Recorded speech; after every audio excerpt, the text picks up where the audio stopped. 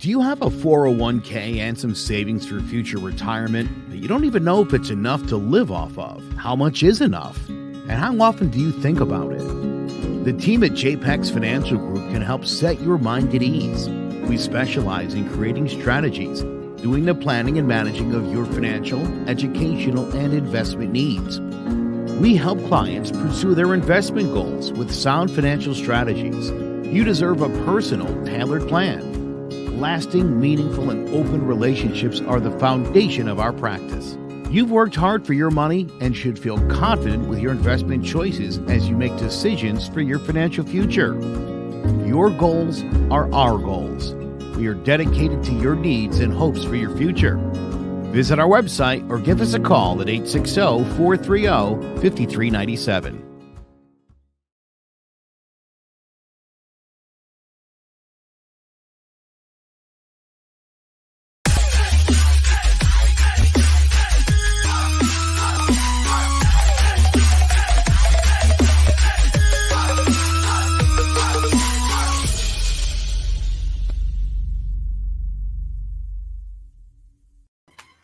Hello, ladies and gentlemen. It's a Sunday morning. We got some football, and we're here. CMG Sports NFL Preview. I'm Big J, joined by Joe Guire and Riley Pride Bear Valdez. And happy birthday, Pride. Special day. Appreciate it. Why is it a special day? Because it's his birthday? Yeah. Like Joe. it's special. Is your birthday not special to you, Joe? It's special to me. It's not special to him. I'm going to tell you this right now. I don't really care about my birthday, but just to spite you, Joe, it's a special day. Specifically for you, it's a special day. I listen, man, I told you earlier, since it's my birthday, I'm allowed to get with all types of shenanigans today. This is like my get out of jail free card. So the shenanigans shall ensue. Well, happy birthday. Yeah. I appreciate it, Joe. Thank you. I just hear the sarcasm. All right. All right. Let's get going on football, and let's start things off. Thursday night, Miami Dolphins shock Lamar Jackson and the Baltimore Ravens 22-10. Joe, on John About the G-Man, this was your best bet. And, yeah, I bet on this game. I even parlayed it. I had Baltimore scoring the first touchdown of the game. That seemed like a no-brainer. Listen, all people do is make excuses for Lamar Jackson. I understand his offensive line isn't like full of all pros, but that's how it is for most other quarterbacks. And I understand his running backs have all been hurt. And I understand he doesn't have a true number one wide receiver. And there's a million other excuses we can make for Lamar Jackson. And he's having a great year. And he's been extremely productive. But you know, you guys know, I mean, I've been questioning how good Lamar is postseason. And a game like this, where a 2-7 team made him look this bad, that gives me zero confidence going forward for the Ravens. That if I run that defense, that's it. You can't do anything about it. In 4 quarters, nothing was clicking. Couldn't figure anything out there. That's shocking. If any other quarterback did this, you would tell me he doesn't belong starting, or that he doesn't belong in the NFL, or that he was a stretch at number 6. You would have something to criticize the guy on. Lamar is the best playmaking quarterback in the NFL. He is one of the worst throwing quarterbacks in football. Period. And the big Bristol hype machine can try to convince us all they want that we're wrong about that, or that our reasons for thinking it are suspect. Watch the guy play. Dude, the game against Minnesota, they should have lost that game in OT. He practically handed the ball to a defensive lineman. Horrible decisions. Doesn't make great throws. I don't know what to tell you. I shouldn't have been shocked by this game, the way things were going, but this was as pathetic a performance as you've ever seen from this guy. Look, and I've said this before, And Joe, you're basically just echoing everything I'm saying. When it comes to throwing, Lamar Jackson, as of right now, it's not it for him. It's just not. Look, what the Dolphins did was say, we're going to do everything in our power to take away your running game, beat us with the throwing game. That's what they did. They succeeded in doing that. They tried to make him throw. And by the way, for all this stuff, because Joe, my thing is, no one has ever disrespected Hollywood Brown until Lamar Jackson had to step up and throw the ball. Like, let's just call it what it is. Like, I think Hollywood Brown is I think he's a legit number one. The problem is that he's playing with Lamar. That's his problem. Like, he's playing with a guy who, if he throws the ball to the floor, it's Hollywood Brown's fault for not being able to dive 8 yards to grab it. If Lamar Jackson overthrows him, it's Hollywood's fault because he didn't run fast enough. If Lamar has a horrible, has a throw that in terms of accuracy is horrible, it's Hollywood's fault because he ran the wrong route. Like, it's like at some point, I understand, people want him to succeed. It's okay to want him to succeed, but at the same time, you do need to understand the flaws this guy has, and you need to accept those flaws. Like, there's no way you're gonna sit here and tell me, oh yeah, he's good. Like, look, this is if you guys want a litmus test in terms of if you know the NFL, ask them is Lamar Jackson a good throwing quarterback? If they say yes, red flags, get away from them. Do not talk to them. Avoid this person at all costs because you're either A, stupid, or B, you're biased and you desperately want him to succeed. And it's like, bro, like again, a lot of people are saying, oh my God, he's got the right pieces. In terms of the quarterback position, not really.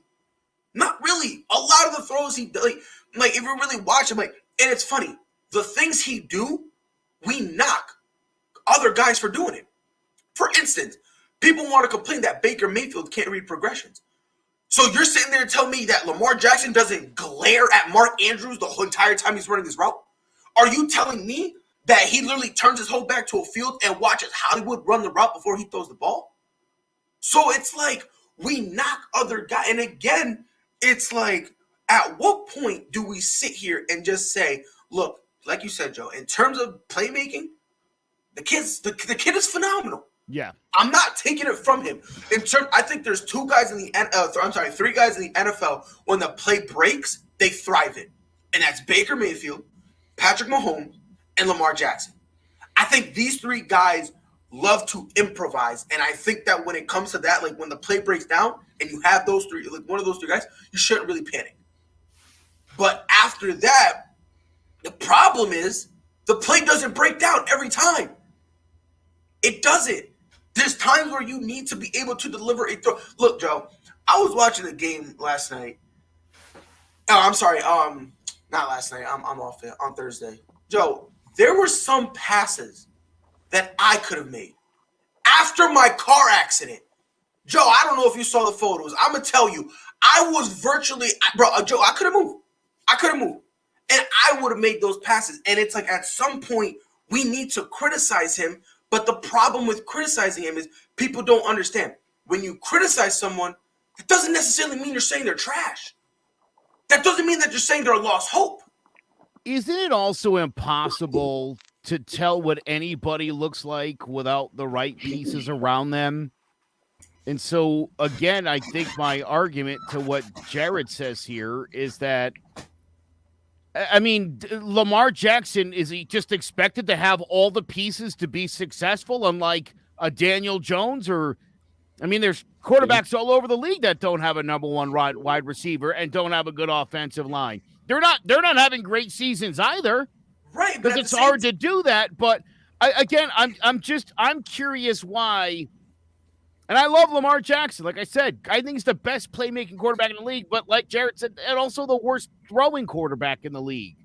And why does this guy get passes? Why is it always Hollywood Brown's fault? It's the offensive line's fault. I don't hear those same arguments being made when I'm watching the Giants game. I don't hear that from Giants fans afterwards. Not at all. And again, that's kind of just this thing. Like Lamar, and on top of that, here's the thing. You guys, people want to make an excuse. Oh, well, look what Lamar has. So what about the double standard? Because we kill OBJ for failing, for having a lot of pieces.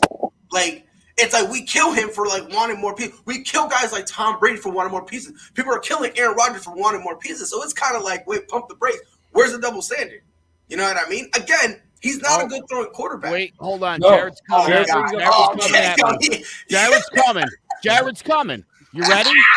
I'll tell you right now. The Giants are 3-5, should be 5-3, which would put them one game behind Lamar and company.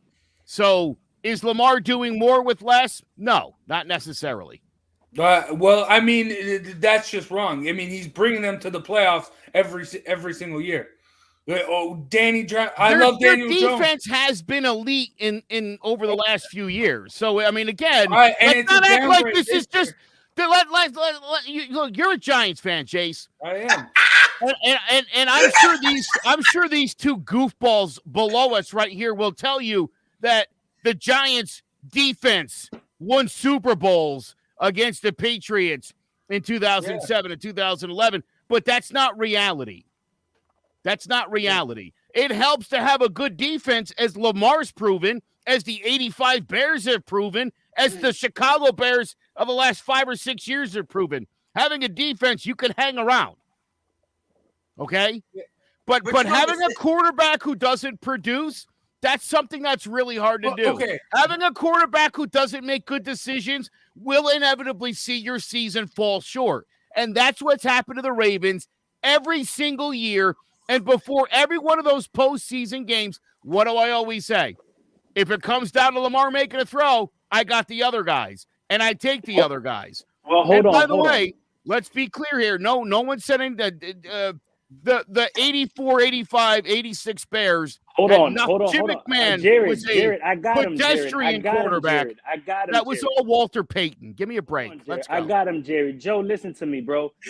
You said let's go to the Giants when they won a few Super Bowls. Who was their quarterback before Eli? Phil Simms. Phil Simms. He can't hold a candle to the quarterback that Lamar Jackson is. And he was able to win a few Super Bowls with the Giants with those dominant teams, okay? So if you're telling me that the Ravens can't get to a Super Bowl and win one with the team that they built defensively and with the player that you say one of the most dynamic playmakers in the league that we've seen since that man Vic, you telling me the Ravens can't win a Super Bowl with that? If you telling me that, then man, you are bugging. You don't know what you're talking about, Joe. The Ravens can win a Super Bowl with Lamar Jackson at quarterback playing the way he plays. That style, it may not win every single year, but guess what?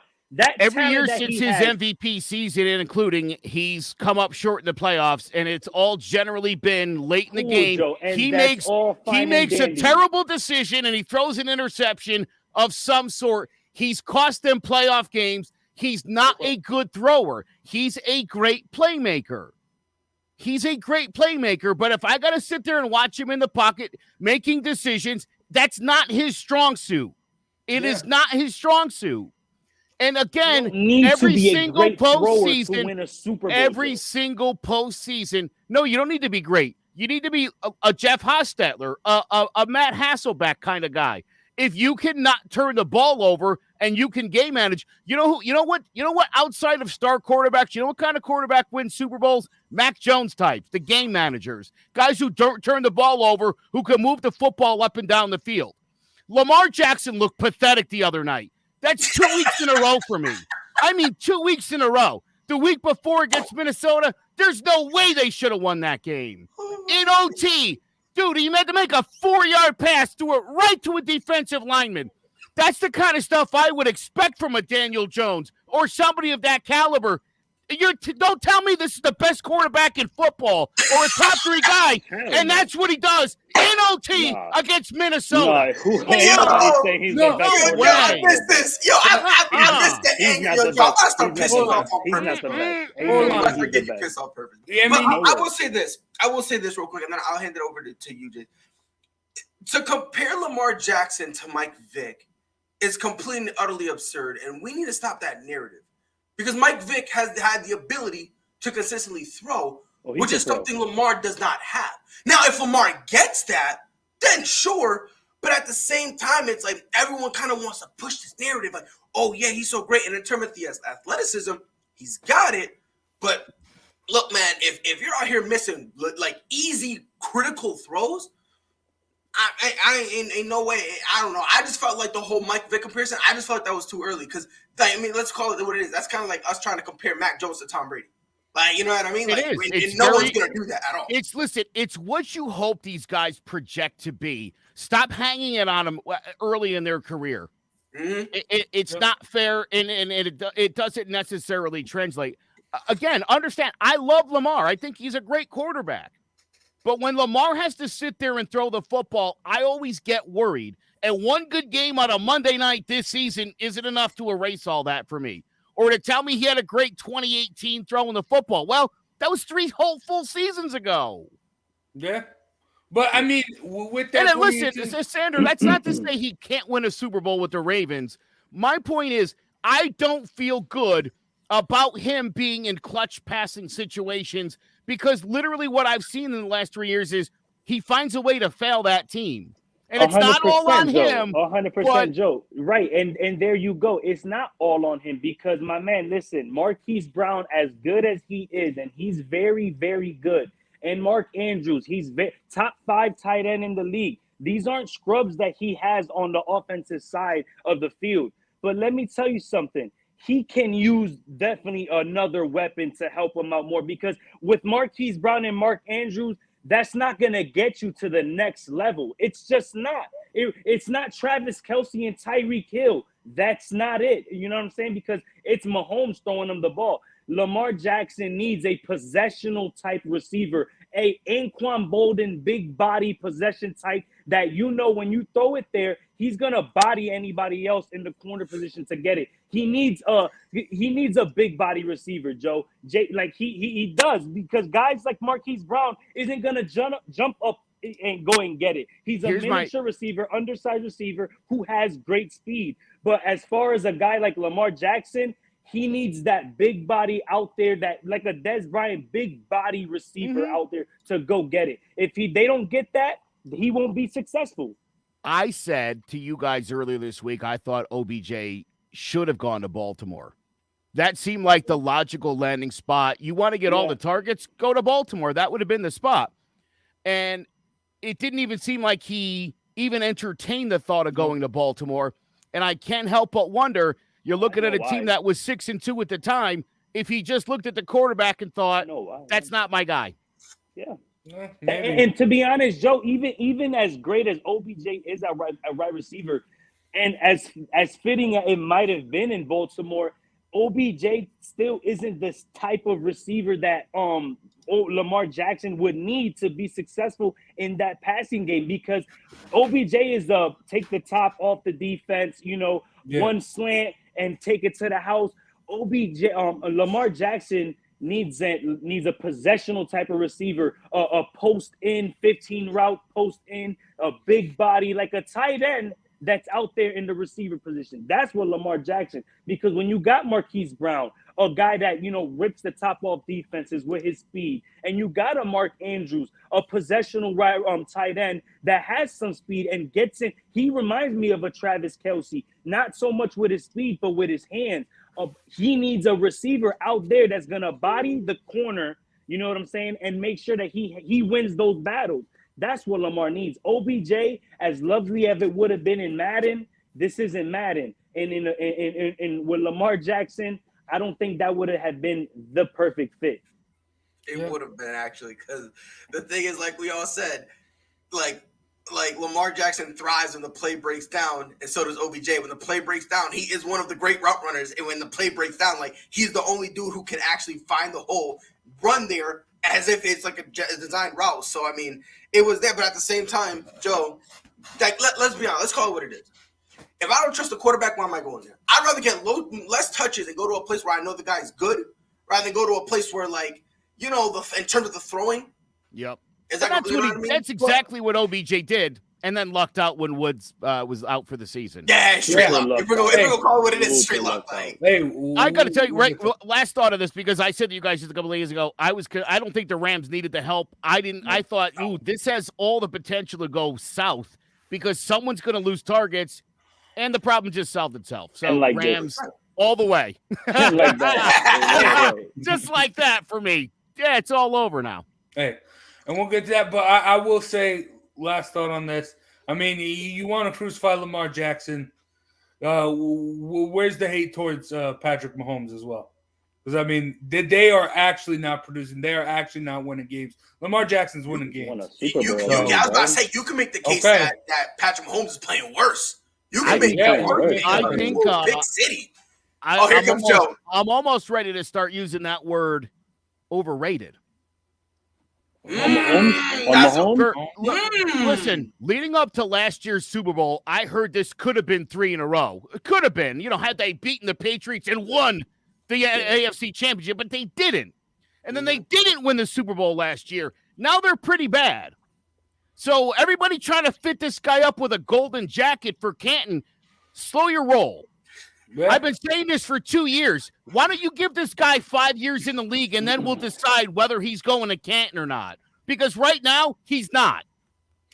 I mean, both these guys, we're talking about, in like 2017, we thought they were going to be the future, but teams are just starting to figure them out. So we'll see from there, and we'll talk a little bit more about Patrick Mahomes later. But we got to get into today's set of games. We're going to start it off with the Browns and Patriots, and we got a player profile from my guy, Steve Risser from Sports Talk with R&J. So let's check it out. Hello, everyone. I'm Steve Risser, the host of Sports Talk with R&J, and today my player profile is on Myles Garrett. Myles Garrett is one of the best edge rushers in the league. He has all the physical tools. He has the size, he has the strength, and he's got the speed to get by any offensive tackle. In 2018, he had a breakout year, which he had 13.5 sacks, and he was voted an All-Pro. He was off to a great start in 2019, but he made a huge mistake at the end of a Week 11 game against the Steelers when he struck Mason Rudolph in the head with the helmet, which cost him the rest of the 2019 season. In 2020, he was reinstated by the league and had a great year. He had 12 sacks, and he was voted an All-Pro again. This year, he leads the league in sacks with 12, and his signature game came in Week 3 when he sacked Justin Fields 6 times. Myles Garrett should give Mac Jones trouble, just like he has with every QB he's faced this season. All right, we got a big game in Foxborough. Cleveland Browns, they are 4 running backs out. You obviously got 3 on IR, and then everyone else besides Dearness Johnson has an illness. So they got wild stuff there, but they do have Jeremiah Owusu-Koramoah, the rookie who was playing really good before he went on IR. He's been activated off IR, so he's questionable. He might play today. Greedy Williams might play today. And then, you got the Patriots who have looked very, very good the past couple games. They've played great. And, we got a Patriots fan on here. That's smile, Joe.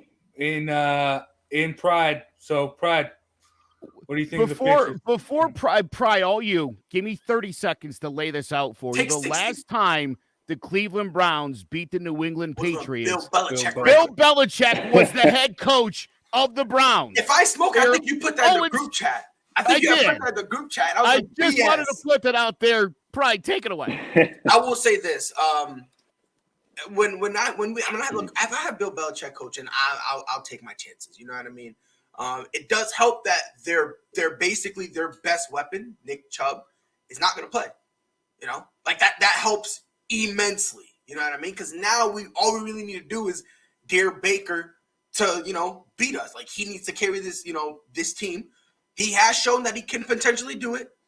But then there's also times where we've seen him try to do way too much, and he ends up fumbling his bag. You know what I mean? Like, so I'm willing to take our chances, again, even though we got rid of Stephon Gilmore, our defense is still something that needs to be respected. So I'm good with it. You know what I mean? I'm gonna take the Patriots. Now, obviously, if the Browns were healthy, I would, in terms of the running back, I wouldn't be comfortable saying anything about the Patriots. You know what I mean? Because just having Nick Chubb there alone, that in and of itself would be a game changer, because he is a premier back in this league, no matter which way you slice it.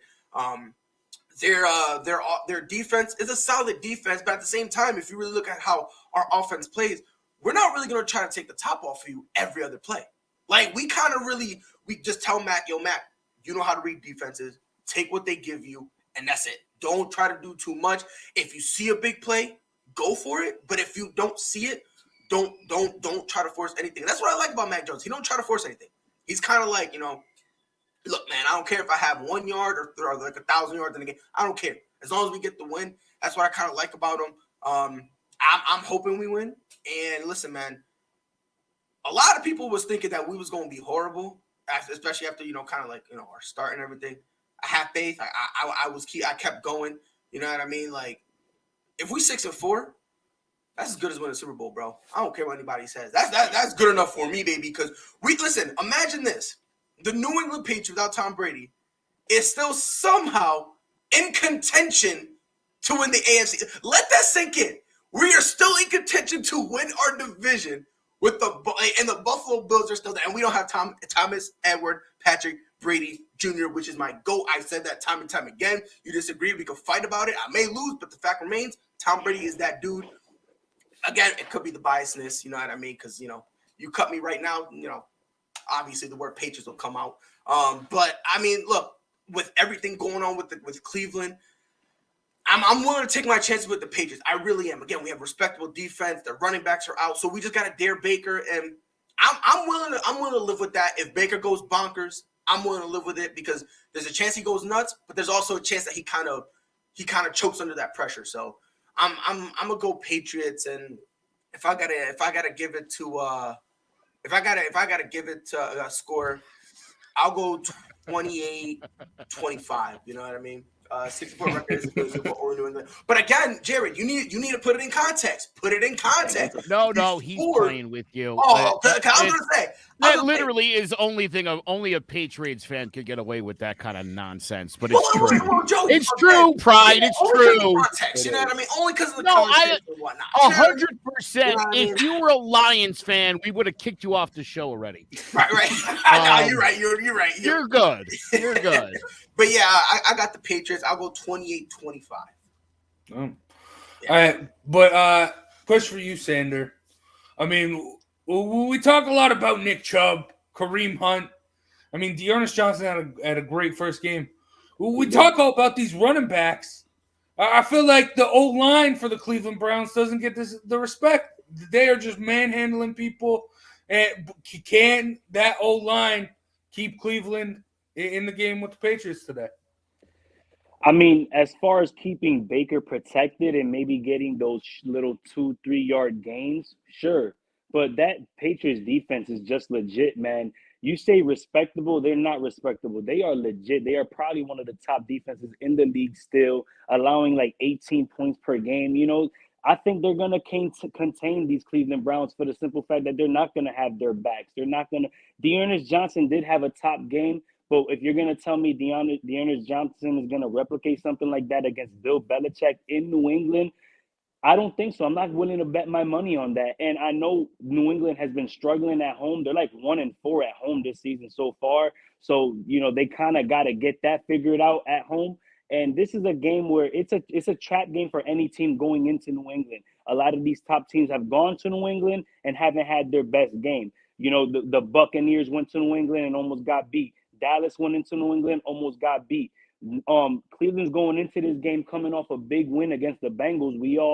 A lot of people were touting the Bengals as the top team in the AFC, but listen, the Cleveland handled them. Cleveland's coming off with a little bit of momentum, but that's all going to get silenced, guys. I'm going to be honest with you. I don't think Baker Mayfield, I know he's played well, still suffering from that injury on his left arm, but guys like Baker hurting is the type of players that Bill salivates for. I think that the Patriots are gonna handle this. Remember, they're only one game. If they win this game, they're going to be one game out from the Bills, and they got to play them twice in the remaining of the season. So if the Patriots are gonna make a push, this is the game to make a push. This is the right coach to make a push with.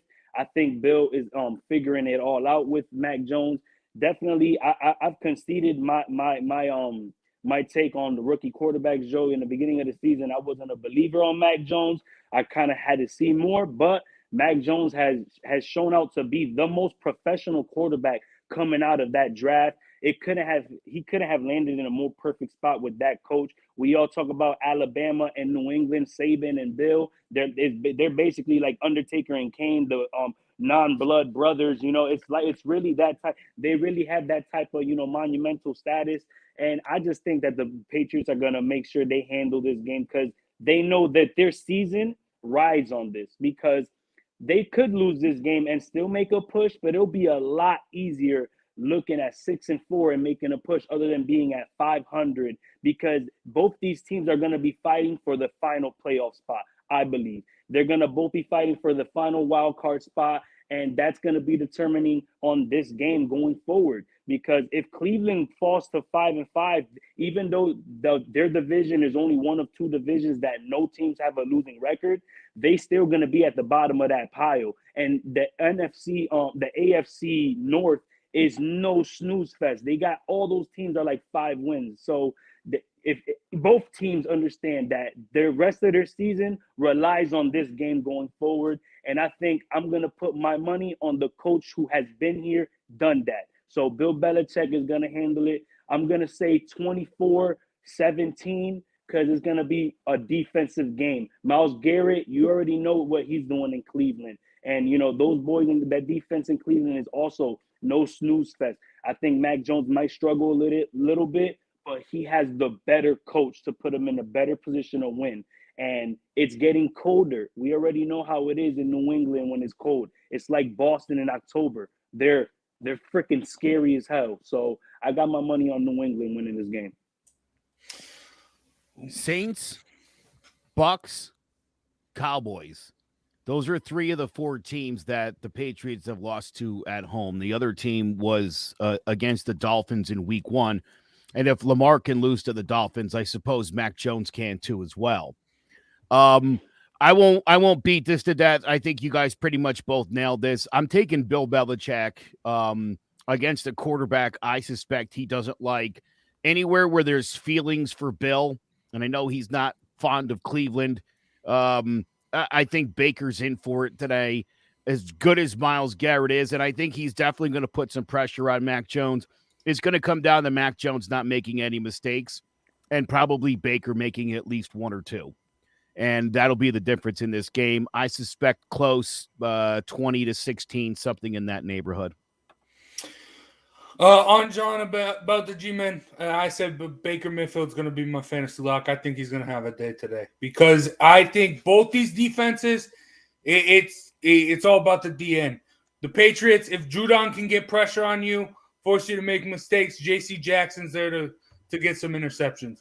The Browns, Myles Garrett just wrecks the game and leaves everything in shambles. They just held Justin Herbert to 223 yards passing. You think Lamar Jackson? You think Baker Mayfield's gonna have a better day than Herbert? Yes, because Baker Mayfield. I said this last week. I'm gonna keep saying it. Baker Mayfield plays better without Odell Beckham Jr. And I mean, we talked about it. It's just, did they win more without him? I mean, I'm hearing you out. I'm listening. But how do they do? How do they do when both Beckham and Chubb are out of the lineup? I'll bet you that's not looking too hot. I think did they win without Chubb because they usually have Kareem Hunt? But the thing is it doesn't matter who their running back is because that O-line is the best in the league. And I don't think. Why are they 5-4 then? And what would Lamar Jackson be doing with this offensive line then? And then if that's the case, how bad exactly is Baker Mayfield? Boy, we can go all day with this. Doesn't Bill take away your best option? And isn't Baker's only best option is Landry right now? So I mean, look, they're tight ends. I mean, I get what you're saying, Jace, because I said, don't start Landry in fantasy today. Don't. Or Dearness Johnson.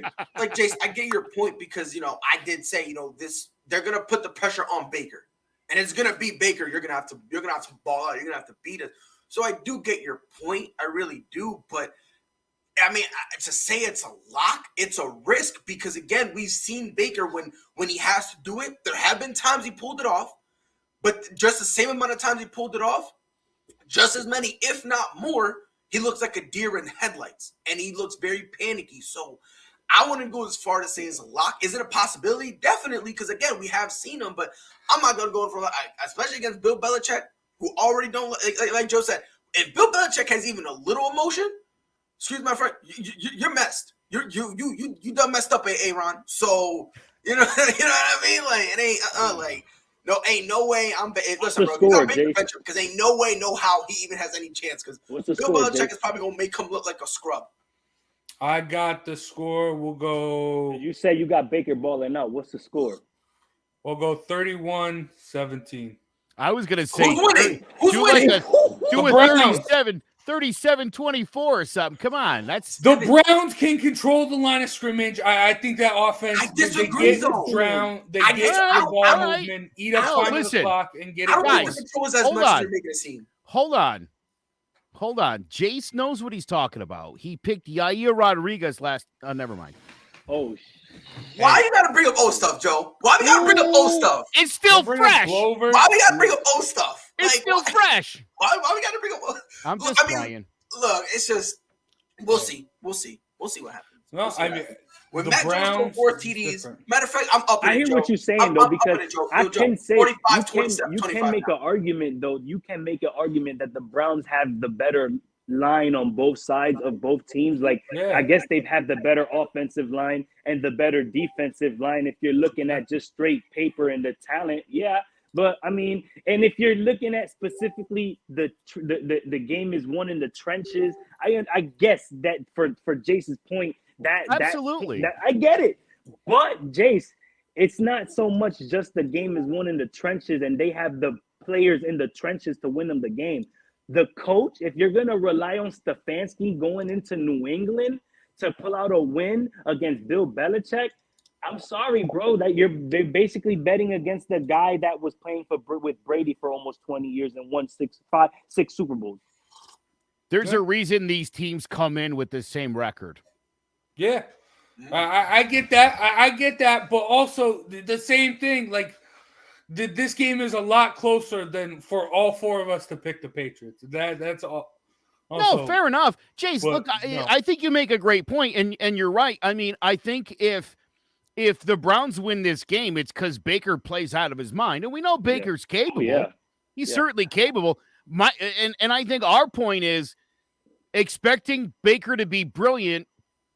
You could do it against Bill Belichick at Foxborough. I wouldn't count on it, I guess is more my point. Well, to Jace's argument, I guess this would be the only game if you are going to bet against New England at New England because of the struggles. And granted, yes, you named the 3 teams that they lost to in New England, all top teams, all pretty good teams. But I mean, to Jace's, I guess to help Jace's only point, this would be the game. You know, they haven't been playing well. This is in New England that's been lights out in New England so far. So, I mean, this might be, if there was a percentage-wise, I guess you could say 80-20. The 20 saying Cleveland has a chance, but that's only if Baker goes nuts. Baker goes for 400 with 3 touchdowns. By the way, the Patriots scored 103 points in their last 3 games. So let's stop acting like this offense doesn't score points. Joe, we're not allowed to say that. Remember, Mac Jones is our quarterback. 105 points in the last 3 games. Mac Jones thrown like 2,000 yards already, man. I'm telling you, the kid has definitely shown to be the best rookie quarterback so far in the draft, hands down. He's shown it. Yeah, but I mean, also, I totally just in one ear out the other. No, the Browns. I think we saw last week. Last week we saw a new Cleveland Browns team. This is the Browns team we expected coming into the season. I think this is where they get on a run here, and we start talking in a couple weeks. Hey, is this team getting hot at the right time? This and that going into the playoffs. So yeah, I'm sold on the Browns now without a doubt. To be honest with you, 105 points scored in their last 3 games. Yeah, and they haven't had to play against Myles Garrett. Yeah, it's like saying this is I mean, but this defense did allow 50-something points to the Chargers. So I mean, yeah, they did. I mean, I'm not saying they're not susceptible, but I do think with that Patriots O-line is just it's going to be fodder for Myles Garrett. I think he eats him up, and I love if Jeremiah Owusu-Koramoah plays, I mean, I know he just came off IR. I expect him to have a big day. Because, I mean, that dude's another stud, especially in the secondary, and he can blitz as well. So Yeah, I like a guy right off the IR. I feel like that's a guy who's well rested and not rusty at all. Joe, I like that stop, kid 'cause you're Stevenson, making me feel Rashad. Who's horrible that right kid? now. Rashad Stevenson from the Patriots, that rookie Yeah. running back. I Yeah. like him. I think he's gonna be Joe. explosive. Yeah, You need Damian to Harris, I think, is out because of He's out as COVID, well. is he? Yeah. That so might be a good Stevenson- guy to get in your fantasy Absolutely, fantasy Stevenson is lineup gonna be a today. good play for sure. Probably. But I will say this, Joe, stop talking about IR because the guy I need to ball out, Russell Wilson, just came off the IR. And every time you open your mouth and say something about I just feel lower and lower. Oh, At bro, this point, listen, I'm blessed if I lose to Jason within 10. Just so That's you how you got me feeling know, I think Big Russ is good today for about 208 yards, a touchdown, and a couple picks. So good luck today against Jace. I hate you so much. All right. Talking all this stuff about Odell Beckham Jr. I mean, he's making his debut Monday His debut. with the Rams. So let's talk about it. But first, Pride is going to break it down for us, the Rams. Is going to be the LA Rams, a team that in the span of 1 week added both Odell Beckham and Von Miller to supercharge an already very, very good Super Bowl team. Now, let's start with the offense. These guys are ranked second in points, second in overall yards. They're ranked second in the passing yards, third in overall touchdowns, fourth in passing touchdowns, and their overall offense is ranked eighth. This is an offense that's led by Matthew Stafford, a quarterback who really hasn't been respected as much as he should have been, and now he's beginning to demand that respect from everybody. And now his favorite target, Cooper Kupp. Cooper Kupp is becoming a very prolific wide receiver, and they have this almost instant chemistry where the instant they stepped on the field together, they just grew extremely comfortable, almost as if they played with each other for years and years and years before. Now, Robert Woods has gone down with a torn ACL. OBJ will now be able to fit into this offense better because now instead of having to worry and contend, now a lot more touches are opening up for Odell to the point where I don't think this will be problematic at all. It's a shame Robert Woods had to go down, but with the addition of Odell Beckham Jr., it's really not halting these guys that much. It's not putting a nick in their plan. It's not ruining everything. And now talking about the Rams defense, they're first in sacks, second in interceptions. They're ranked sixth in forced turnovers. They're ranked third in overall touchdowns allowed, and they're ranked fourth in passing touchdowns allowed. Overall, their defense is tied for 14th. Now, this is a team who their defense kind of dipped. We did expect their defense to be very, very, very good. We expect them to be elite. Their expectation was at worst to be a top 3 defense. But again, when you have got a guy like Jalen Ramsey and Aaron Donald holding it down, you have to respect them. And again, the addition of a Von Miller, this defense is still a force to be reckoned with. This is a defense who they still get interceptions and they still force turnovers. So they still give themselves that chance. They still give themselves that opportunity to stay in games and, frankly, have given the potential to dominate games. So top to bottom, this team right now is on cruise control. They are 7-2. In their division, they're only behind the Cardinals by a game. And look, there's still plenty of football to play. But as of right now, this team is dangerous. This team, you need to worry about them. The Rams are playing very, very high level of football. They love pushing the tempo. They like playing quick. And defensively, yes, they're not the same as we thought they should be, but they're still a defense you have no choice but to respect. So that's the spotlight I have. It is the LA Rams. These guys are serious and they mean business. Follow my podcast, the Prideful Takes podcast. I go live every Monday, Wednesday, and Friday at 6 p.m. Eastern time. We go live on Facebook, YouTube, and also on Twitter. If you can't catch us live, we upload every single episode to Spotify and Apple Podcasts. Just look for us, Prideful Takes podcast. Back to you guys in the studio. Yo, Joe, right. You need to give me that guy's number because he's a very handsome guy. Like, I want to get to know him a little bit. You know what I mean? Like, that guy sounds smart, kind of. You know. Your wife would love him.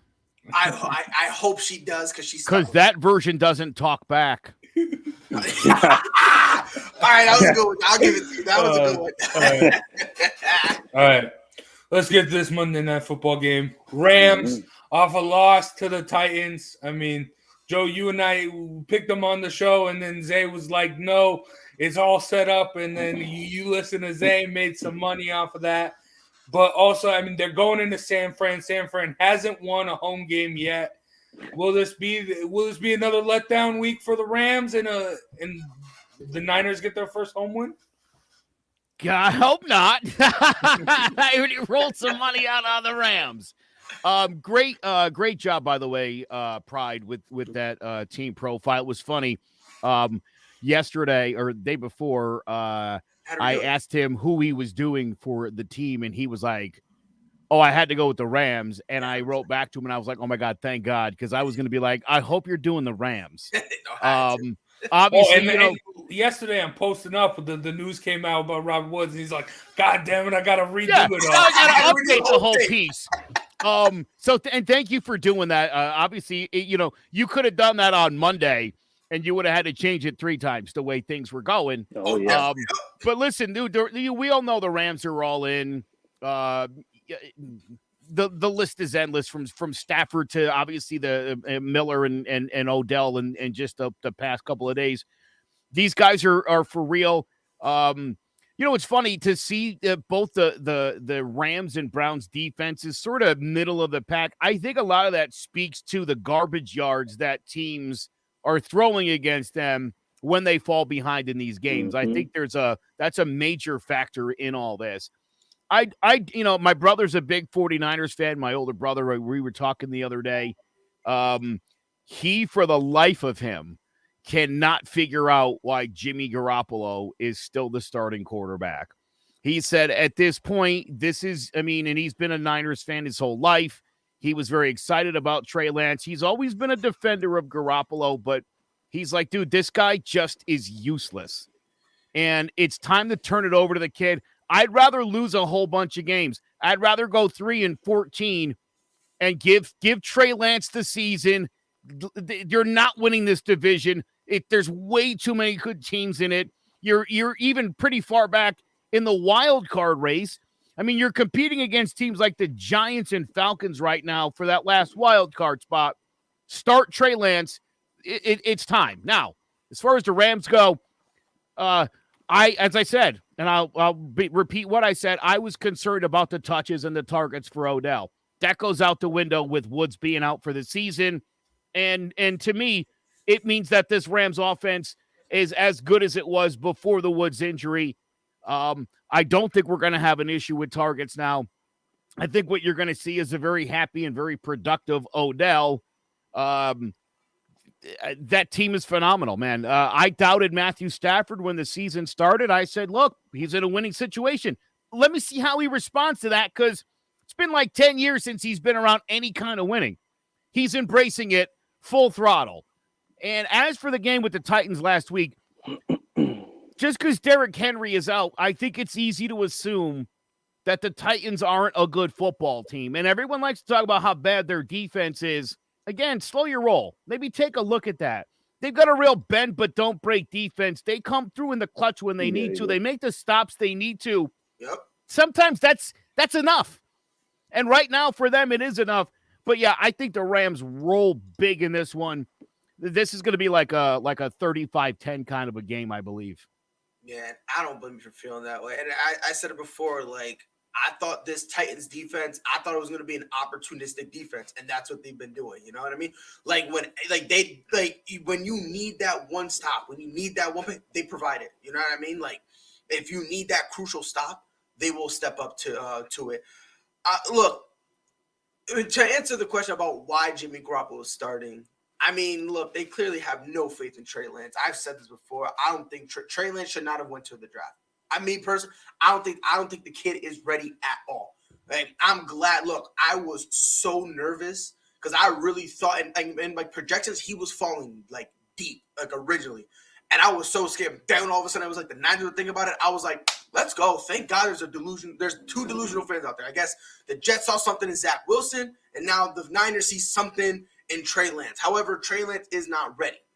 This team is built to contend. Let's go with it. They are. The weak link is quarterback. And the thing is, There's no really better quarterback out there. And on top of that, if they let's say they try to trade Jimmy G, that contract, like, who's gonna want that contract for what? A guy who's more than likely gonna be a backup? Like, if we're gonna be honest right now, like, and again, I was a Jimmy G fan. I really was, you know what I mean? And now it's like the guy he's just a solid backup, you know what I mean? And it sucks for them. But in terms of this game, I want to agree with you, Joe.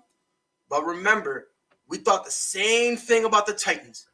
And they got the Titans from they handled their business.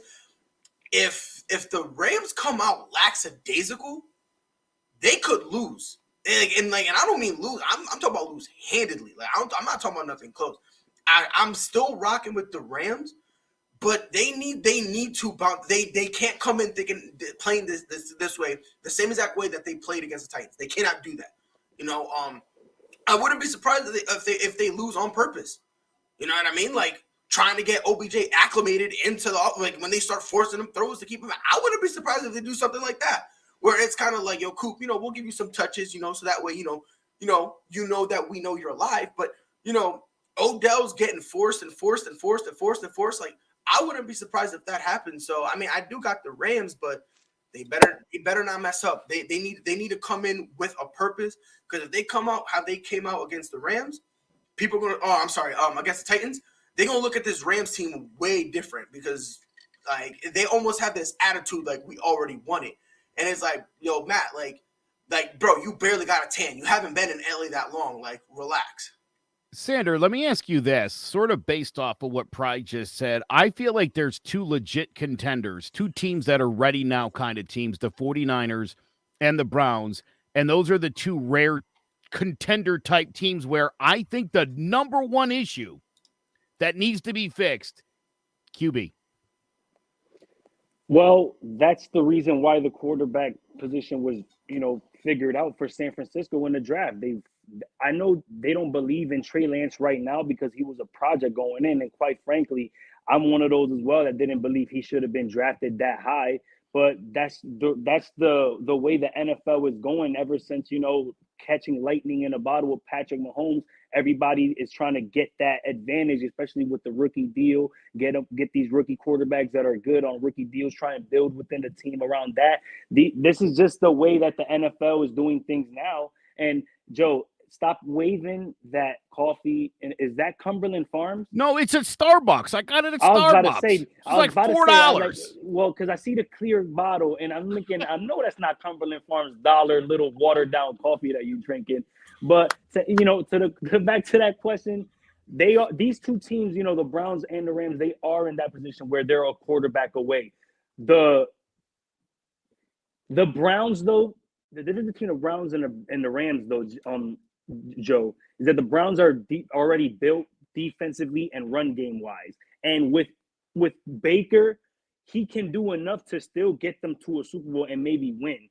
The 49ers, they need a complete quarterback to uplift that whole team, because offensively, they're not that skilled. They have Debo and Kittle, but the run game, they don't really have that good of a run game. Mostert is always in and out. He's always banged up. They gave him that big contract, and he's still not he's not a workhorse type of running back. He gets hurt too much for that. So I just think that the 49ers need a little bit more than the Browns do to get to that level.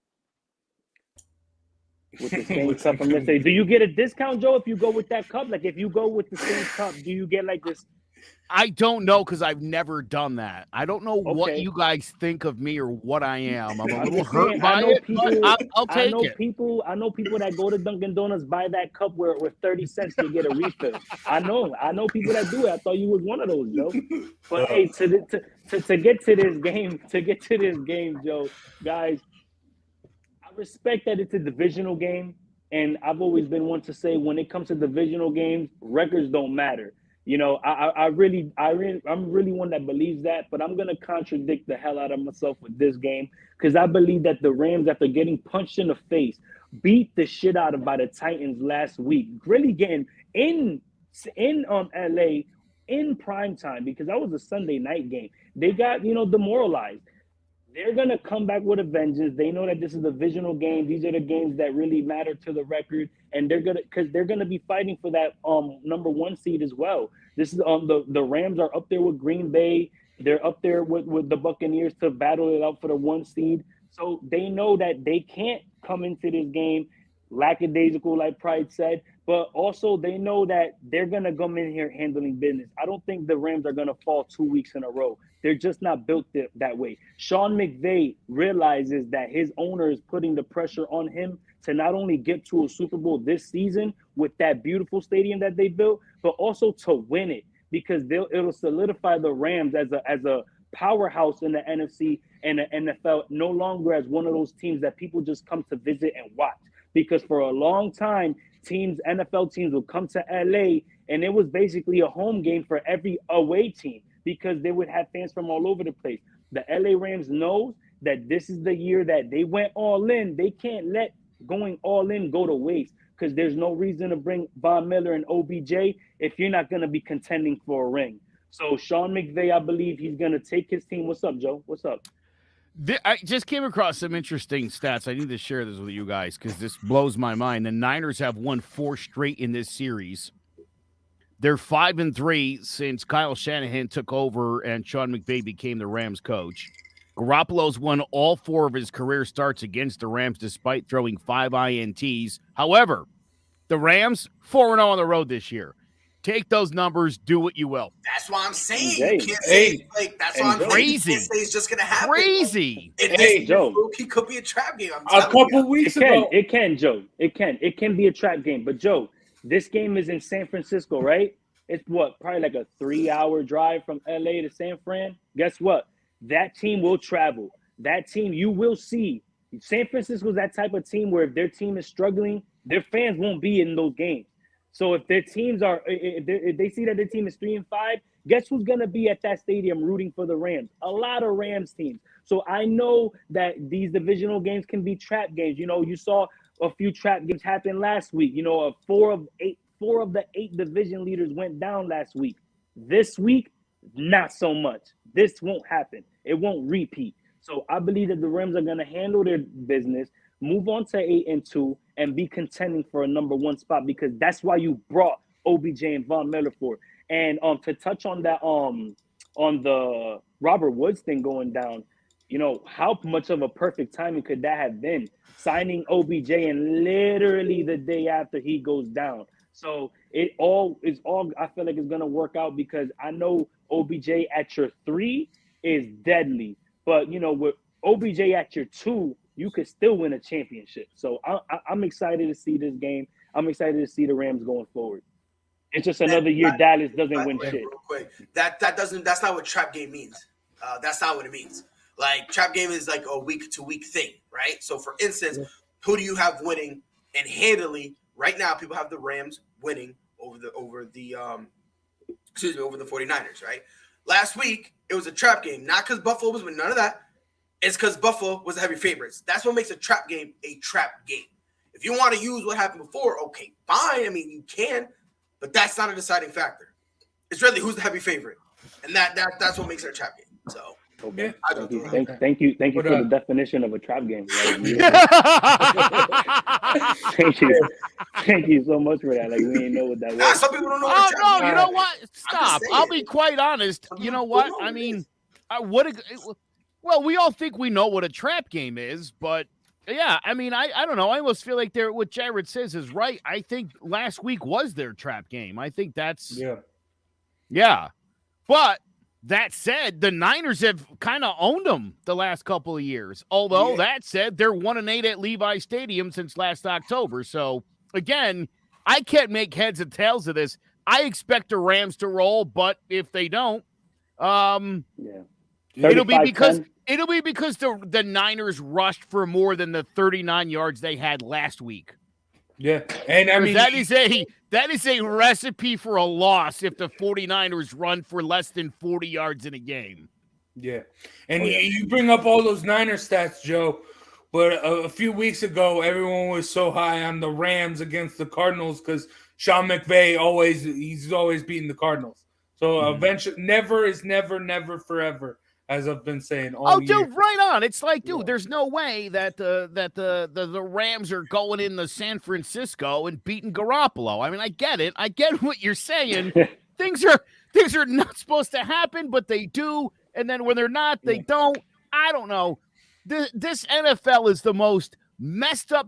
Here's the best part of what I see this year. And I think the Rams have put themselves in a front runner status. There is parity straight across this league right now. Oh, yeah. Yeah. And as good as the Bucs have been at times, and as good as Green Bay's been, and as good as we think Arizona is, there's some questions about the Titans. There's some questions about the Bills. There's some questions about the Ravens. There's questions definitely about the Chiefs. And so to me, the Rams have positioned themselves, I think, as the favorites, but I think this thing is still wide open. And I think there's at least 12 teams that could legitimately get on a run and get into the Super Bowl this year from either side. Yeah. And I think that is fantastic from an NFL standpoint, terrible from a betting standpoint. Yeah. But they probably did that. They probably did that just because they know that now, online betting is going to be soon legal everywhere. I feel like that's the reason why everything is becoming so crazy and hectic. Maybe. But just a little theory. Yeah. But just to round out everything on this game, I agree with what you said, Pride. I think the only way the Rams lose is if they do force Odell the ball. I think the real reason they lost last week was just shying away from the run game. Had less than 100 yards rushing. I think if they were able to get it going more, eat up a little bit more of the clock, they could have closed that game out. But no, I think they need to run the football. If Matt Stafford does force stuff to Odell, that's going to be problematic. But this is the only way the Rams would beat themselves. I don't see any way the Niners really beat them. And on the Trey Lance thing, I've been a Trey Lance supporter. I like Trey Lance. He definitely does need time. I like Zach Wilson. He definitely needs time and needs more exposure. So give him that exposure. Go back to college. Yeah, I mean, we were talking about it before the show, Joe and I. We both had these guys. We straight up, dude, just so you guys know, before the show and before you both joined us, he and I were talking because we talked about this a lot last year on the college football show. He's a big Zach Wilson guy. I'm a big Mac Jones guy. We both wanted both of those guys to go back for their senior year this year and to come out next season as the number 1 and number 2 pick in the draft accordingly. Sure. Wilson definitely seems like he could have used the seasoning, but could you imagine another year of Mac Jones this year, for instance, if he was still at Bama and then going, it would be, he would be an easy number 1 pick. Like, you'd be talking about him the way you were talking about Trevor Lawrence before this draft. With the transfer, there's really not that many good QBs in this draft anyway. So, even if him in of himself, he'll definitely be a top pick, easy. Yeah. And the way the transfer portal worked, like, it would have been so beautiful for Zach Wilson to transfer from BYU to go to a top college, get some actual real experience. Could you imagine Zach Wilson in Oklahoma?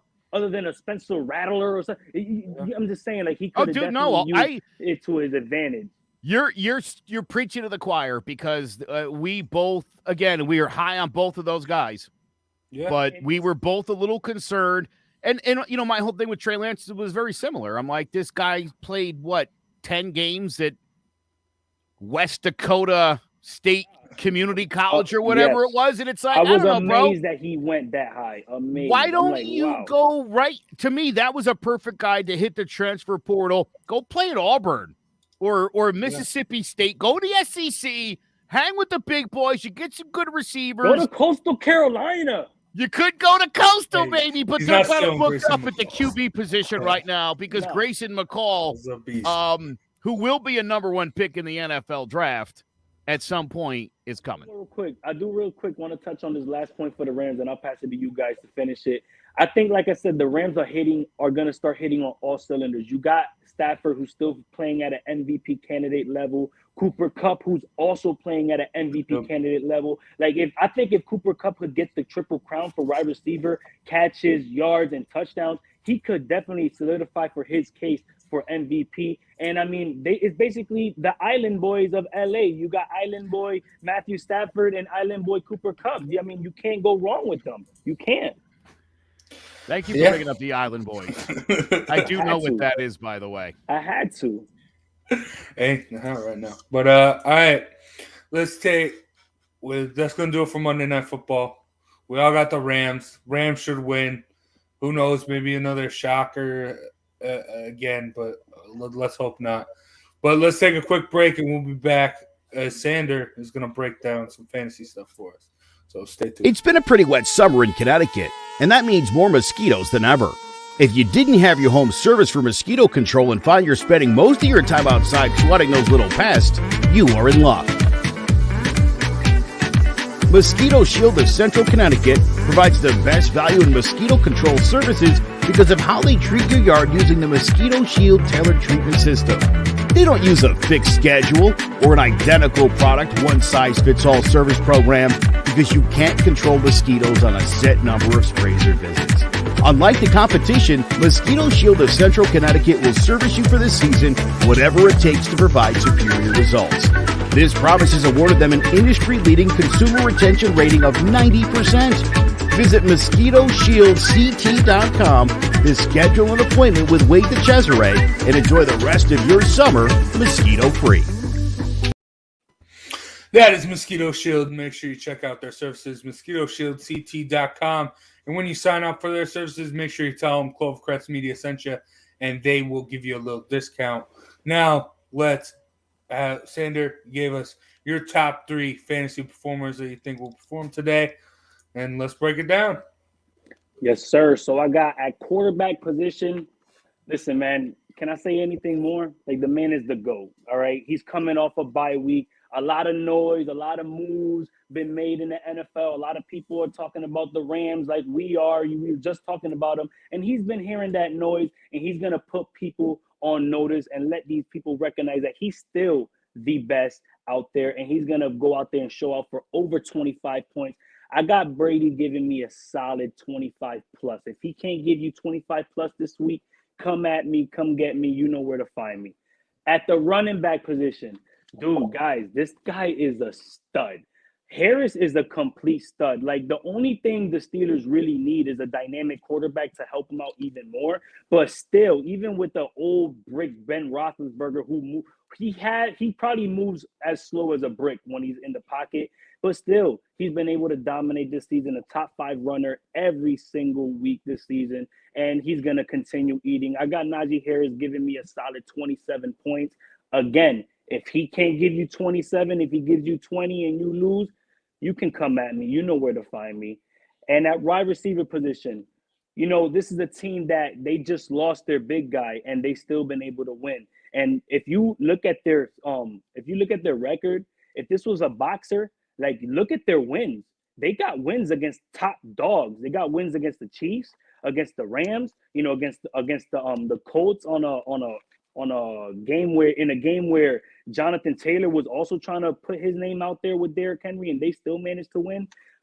The Titans are for real still. And A.J. Brown is one of those guys that still makes them in contention to be one of the top teams in the AFC. And he will ball out this week. I know he got a tough matchup against Marshawn Lattimore, but as far as I know, the Titans have been beating these top teams, and they've been beating them convincingly. So I think that they get up for this game, and A.J. Brown puts his name as a top 5 receiver in the league, and he gives you another 20-plus points. I got everybody that I'm starting right now, Brady, Harris, and A.J. Brown, giving you over 25 points. If they don't get you that, come at me, bro.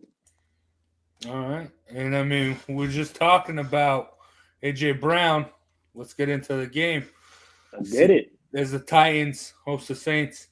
Just a real quick, just to build off that fantasy thought, this game obviously directly related. Julio Jones is out for today.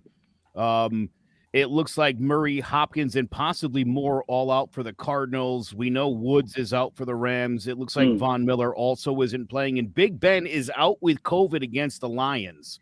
Najee Harris is gonna eat. Yeah. So plan accordingly with all of the information Sander gave you and with these little caveats of, and again, Damian Harris being out again, if you got one of those New England running backs, Stevenson was the guy that got the bulk of the carries. So I would expect to see him coming through today. Sure. Now, as for this game, I love the Tennessee Titans. And I think the Tennessee Titans will win this football game. As we were talking about, this defense is opportunistic. A.J. Brown, with no help from Julio and without the benefit now of Derrick Henry, has only gotten better. Ryan Tannehill is still one of the most disrespected quarterbacks in the NFL. And the sad thing is if a team like the Saints had that guy, boy, oh boy, we'd be talking about a Super Bowl favorite at this point, okay? That's the difference between these two teams. So I expect the Titans to go out there, get things done. I think it's going to be a close game. I mean, I feel bad for the Saints in the situation that they suddenly find themselves in, but I like the way this Titans team is playing. I don't see this team getting any worse. I do think Derrick Henry is going to come back either at the end of this season or when they hit the playoffs. And I think that at that point, if there's been any issue with as far as maybe them sliding back a little bit with the record, dude, this guy rested, maybe pop it back up in week 17 or 18 or forget about it, especially if Julio gets his act together. This could be, and you guys maybe don't remember this, the mid-90s Cowboys.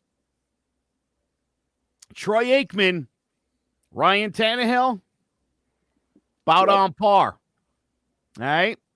Emmett, Derrick Henry, what's the difference? That's a workhorse. We don't see those guys anymore. Harper and Irvin, Jones, Brown. And A.J. Brown, yeah. You see what I'm saying with this? This team... And we just really haven't seen it from the Titans this year. You disrespecting Larry Allen? You're not going to throw Larry Allen in? Do you want me to get into the nitty-gritty of the line? No, I'm just saying, though. When you mention the great Cowboys, mention all of them. I'm just saying. Yeah. Let me stop. Oh, you know what? Just for a second, I forgot you were a Cowboys fan, and I apologize for the disrespect. Yeah, look, I mean, we know how good those Cowboys teams were, and when you could put a team like that together and you have, like, big-time stars at every position, boy, with the right offensive line, the right kind of defense, you can roll. Like, dude, I got to tell you, Sander, I don't know when you became a Cowboys fan, if it was born into it. That's where, all right. I mean, I was very envious as a Giants fan of those teams. I'm a Syracuse fan, and so Daryl Moose Johnston happened to be one of my favorite players. Imagine being a Giants fan and your favorite guy is on the Cowboys. I was also a huge Donovan McNabb fan, as you could imagine, from Syracuse. Got to watch him with the Eagles. Oh, my God. And none of that was right, but here we go. Yeah, no, with the Titans, Joe, Jace, probably they're still in it. I know the big loss of Derrick Henry is big, but they can still get him back. If you look at the Titans going forward, they got one of the best schedules going forward. They play, I believe they still play the Jags twice. They got the Niners and they got the Dolphins. Like, they can win out these games still. They're good enough without Derrick Henry to still win these games. And as far as this game, some people are trying to call this one, they probably, can I use this word, trap game? They're trying to call this one a trap game, but listen, they already had their trap game against the Jets. They already handled this. They already been through that debacle. They've been on a roll. Mike Vrabel has been able to coach this team right and get them in the right positions. They still could do it. They could make this run. I believe that they're going to win this game handily. They probably win this game 27-14 because I just don't believe that New Orleans quarterbacks are going to make the right decisions against a defense that's very opportunistic like the Titans and been able to hold down the top teams. So if they've been able to hold down the top teams, I'm pretty sure they can handle the Saints. It's just right now the Titans are looking that they know that they could be in a position where they can get Derrick Henry come playoff time. And if you think if they could win this game and go out to beat to win out and get Derrick Henry coming back off of a bye. Because I say if the Titans win out, they will be the number 1 seed in the AFC. If they win out and they get that number 1 seed and Derrick Henry's able to rest another week because they're not having to rush back in the playoffs, having that 1 week of rest, the Titans will be in perfect position to make that run. So I think the Titans handle this and continue to dominate. I think the Titans could finish with the number 1 seed in the AFC. Yeah. Pride, you see things any differently? No, I really don't. And it only comes down to one thing: quarterback. They're gonna start Trevor Siemian. Okay, if that's your quarterback, excuse my French, you're fucked. Let's just call it what it is. I mean, call Drew Brees and ask him if he can play like 9 quick games and then go back to retiring. And ready to hit the part, a gimp arm Drew Brees would still be far and away the best quarterback on this roster. Let that sink in. Like, this dude is like Brett, he can't throw no more, bro. Like, let's call it like Drew Brees can't throw, and he's miles ahead, would be the best quarterback on this roster. Look, even if they started Taysom Hill, I think that would be a detriment. Because the thing is, you're starting Taysom Hill, but now you're going to take away everything else he does that makes him special, and that helps his offense kind of flow. Because Taysom Hill's a weirdo, right? You could put him at wide receiver, then tight end, then running back, going back over there wide receiver. That's how have him return kicks. Oh, and by the way, after you return that kick, stay on the field because in the next snap, you're going to be a quarterback. He's very versatile, and you don't want to lose that. So you now have Trevor Siemian. I mean, again, his name in and of itself. Like, come on now. Jace, tell them what the biggest problem when Taysom Hill is the starting quarterback. What happens with that offense? What does he not do? If Taysom Hill were to start today, I think it would actually be good because he wouldn't be taking away carries from Alvin Kamara because Alvin Kamara is out. So I do think but even then, you might as well still have him out there so he can not only get those carries, but then you can also line him up so he can actually run, have him out in the field because. You know what I mean? Just having him back in the pocket, I don't think it's really a good fit because this guy can bring. Listen, when Taysom Hill starts at quarterback, and it's only happened obviously a handful of times in his career over the last couple seasons, he cannot for some reason get that ball. And obviously today with him being out, it won't happen. But he struggles to get the ball to Alvin Kamara. Alvin Kamara gets about 10 touches when Taysom Hill is the starting quarterback. Yep. And I don't know why or how that is. But that is not a recipe for a victory. Using Taysom Hill in formations, as a receiver, as a tight end, in the backfield, taking a couple of snaps, that's when they're best with him. But when Trevor Siemian is the starting quarterback, defense is really good. Kamara's out. I don't know how you're going to have enough firepower to you'd have to shut the Titans out today. And win 3-0. This defense has that potential, kind of, because the Saints defense. I mean, look, you're not shutting down Tannehill and Brown. They'll get in the end zone. I mean, do I think so? No, but I mean, it's possible, sir. Listen, the defense is certainly good enough. The other problem is going to be that the Titans are going to have this football today for about 38 minutes. Yeah, which means that the Saints defense, as good as it is going to be out there on the field all day long, and it's look, what was the game? What was the last Monday night game? It was like 77 to 55 in plays. I'm sorry, the Thursday night game. Yeah, you give Lamar Jackson 22 more chances than you give your team, you should lose that game. Yeah, that's bad. I've seen a lot of that the last few weeks, especially when it comes to Chiefs games where they're same amount of drives, 10 drives like everybody else gets, and they run about 20 to 25 more plays than the other team. 20 to 25 more chances on Mahomes, you're probably going to lose. At least 1-2 of those are going for touchdowns. Yeah. So I think as long as that Saints defense spends so much of the time on the field today, it's just going to make it harder and harder and harder for them to win this football game. Yeah. If Kamara was there, maybe. Neutralizer. That would totally be a neutralizer because, again, you'd be able to pick up first downs in the air, on the ground. Yeah. But it's going to be without Winston, without Kamara, without Thomas, I mean, Is you're it- asking for a lot from a really it- mediocre bunch of backups. When you It's say safe to mediocre, it's say. mediocre at best.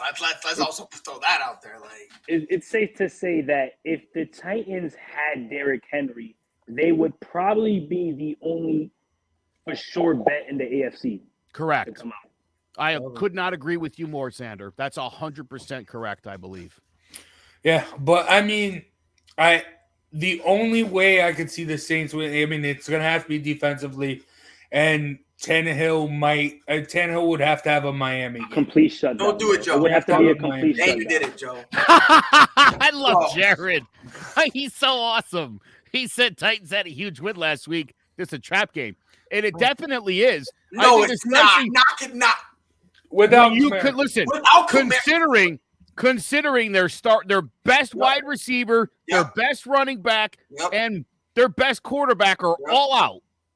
And it's just It a is it's a really good defensive team. Yeah, who's favored to win this? And it's in Tennessee, right? Does it? This is not a trap game. This though. could very much be a trap game. This is Joe, a team that, Joe, you just said the defense has to be out there for 30 plus minutes, and now you're screaming about the I did. I just said their defense going to be on the field for 38 minutes during this game. So yes, listen, you just talked about how good that defense is. You just talked about how good that defense is. If this defense can stop them from scoring touchdowns, 100%. You're right.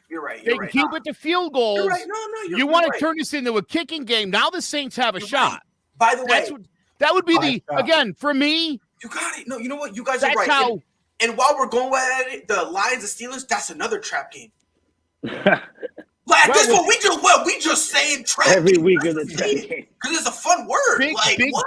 Big Ben being out makes it not a trap game. Now it makes it a yikes. The Colts and Jaguars is a trap game then. Bucks and Washington is not a trap game. For who? For anyone, it's a trap game. Bro, at this point, bro, I just feel like we're just saying trap game, and people really don't put really context to it. I like this as a trap game in the sense that, yes, I mean, they're coming off a huge win. The Saints are depleted. It would be easy to overlook the Saints. It would be. If this game was at the Superdome, I would be like, all right, it feels a little, dude, in Tennessee, missing all those guys, it's going to be hard as hell for the Saints to even hang. You're right, Joe. You're right, Joe. It's not a, listen, here's what we're going to do. Here's what we're going to do. We need a personal defined trap game. We're going to start next week's show off with Merriam-Webster's definition of trap game. Okay. We're going to have 4 sets of criteria for what you could call a trap game. And then going forward, we will only call trap games those that apply to it. Okay. All right. One of those 4, if not all. I love it. But, without Kamara, maybe Taysom Hill can cook up something. Maybe. But that's a big maybe. That's a big maybe. I think the Saints only. I think Taysom Hill would have to be. I literally looked it up right now, and this is from Google. It's from Google. Quote: a game in which a playoff contender faces a losing team, but one that one that still has some motivation for playing hard and possesses some matchup advantages. Right. All right. So by virtue of them being 5-3, it doesn't matter. By virtue of them being 5-3, not a trap game. Yep. Not a trap game because the Saints are not a losing team. Even though they're a team in dire straits, having lost their starting quarterback, their starting running back, and their starting wide receiver, it is not a trap game. By definition, you're right, Pride, because they're 5-3. So we move on. This is not a trap game. But Trevor this is a Simeon's game. gonna pop off, bro. 5 TDs and like 400 plus. Yeah. Listen, this isn't a trap game, but this is a game that could be dangerous for the Titans. It's a letdown spot. It's a potential. It's a letdown game. Could be a letdown game. There you go. Not a trap game, but a letdown game. You know what? I get it. You're just trying to trigger me. It's not working. Pride in a letdown game. What you have is the other team's got a winning record. Okay. Their starting quarterback, their running back, and their best receiver are all out. Letdown game. Hey, With a passion, you Joe. can call it anything. Oh, all right. Okay, we got a big game tonight, Sunday night. But first, let's take one quick break. So we'll be right back. So, Jess, why did you become a realtor? I worked in various customer service jobs, so I wanted something a little bit more rewarding. Becoming a real estate agent, being able to help people find their forever homes or their investment homes, starter homes. It's very exciting, so a lot of fun. Now, you've gotten off to a really good start in your real estate career. What has been the most rewarding part of this for you so far? Helping people, especially like first-time home buyers, finding their first home. They're so excited. I'm so excited to help them. So it's a nice, rewarding part. What is it that you think makes you different than other real estate agents? I think that my various roles in customer service has helped me. So I like to ask a lot of questions and I want to know what I'm doing. So I think that helps a lot because I'm not going to steer people the wrong way. I'm going to make sure they have knowledgeable decisions and help them find the right home. Last thing I'm going to ask you is, and I know these are words that you live by, but the mantra at CTBB Realty is? People over paychecks and do the damn thing. And that's what we do.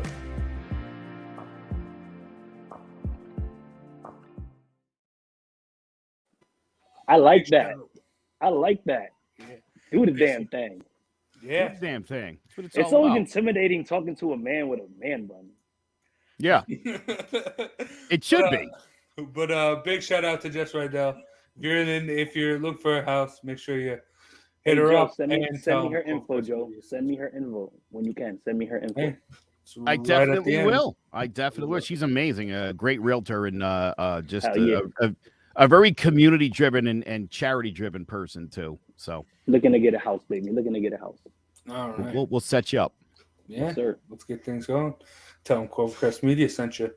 But all right, and before we get into the Sunday night game, we got Jared, the Puncher's Chance NFL edition. Jared Jones, our boy from Throwing Jabs, gives his Puncher's Chance every week. Jared be throwing haymakers, man. Colts, Cowboys, Steelers. That's a solid parlay, I think. But the round robin, this is where my eyes light up. He's got the Saints See? and Seahawks Bro, he got the Seahawks. money line. And Now I see why he's spamming trap game. Now I get it. Now we all come full circle. It makes sense. That's why. Oh, I mean, I like the parlay. I don't know about the round robin though. But You're gonna hit big. But Yeah. but you also got to consider like if you're looking at this, even if he loses, he's still even if he loses that Saints one, it's not like he's you know what I mean. Like he's still kind of on course to have a good day. So Jared he is have like a risk. You know what I mean? Like Yeah, Jared is a really good bettor. Jared does a really good job of sort of covering his wins and losses. Yep. So that even in a bad week, he's not even losing money. It's more of a break even. And then Right. when he wins, it's a big winning week. So right, and like looking at this, like honestly, It was great. if you're gonna do one reach, go ahead and do the Saints because honestly, even if he loses that one, he's still looking pretty solid. yeah. You know, that usually this is how usually you kind of do it. And on top of that, if I'm not smoking, I think in a round robin, I think it's like, oh yeah, I was gonna say I'm pretty Two sure. out of the three. Okay. Yeah, I was about to, because I remember we were talking about it earlier. Like, you don't got to get all of them right. So it's kind of like if you get Seahawks and Chiefs, which they're And- fine. You know And the what I mean? parlay Like, alone covers. yeah, so you can have Genius. exactly. So you can throw some risk in there, and you're fine. So yeah, I'm not even mad at that Saints. I need Jared on my team for FanDuel. Yo, everybody should get Jared if you want before you place your bets. He's definitely the guy to talk to. Jared spends a lot of time figuring it all out. Yeah. So, and thank you, Jared, for sharing that info with us. hell Sure. yeah, definitely Appreciate it. Good man. But I mean, he's got those two dogs in the Seahawks and Saints. But this Sunday night, my best bet on John about the G-Men, the Raiders hosting the Kansas City Chiefs. Yeah, I love the Raiders here. Why you love the Raiders here, bro? I love the Raiders here because Patrick Mahomes, I mean, he stinks. Chiefs stink. Really. Okay. Okay. No, listen. Yo. No, but no. I'm gonna hear you out. I'm gonna hear you out. No, let the No. man speak because he's right. He's being a little I am. hyperbolic here. I Tell him am. what's Listen, up. I just think Josh Jacobs eats. I think that the Monday night game between the Chiefs and the Giants, I remember I hated the fact that they just kept letting Daniel Jones go, that they weren't running the ball enough with their Devontae Booker. When you can run the football on this Chiefs team, it's so much easier, especially now everyone's playing that two deep safeties and everyone's figured out the offense. Mm-hmm. Force them to kick field goals, eat up time of possession, get a drive going with Josh Jacobs, and get in the end zone at least once. I think you're all set. And then just stay with them as far as the field goals go.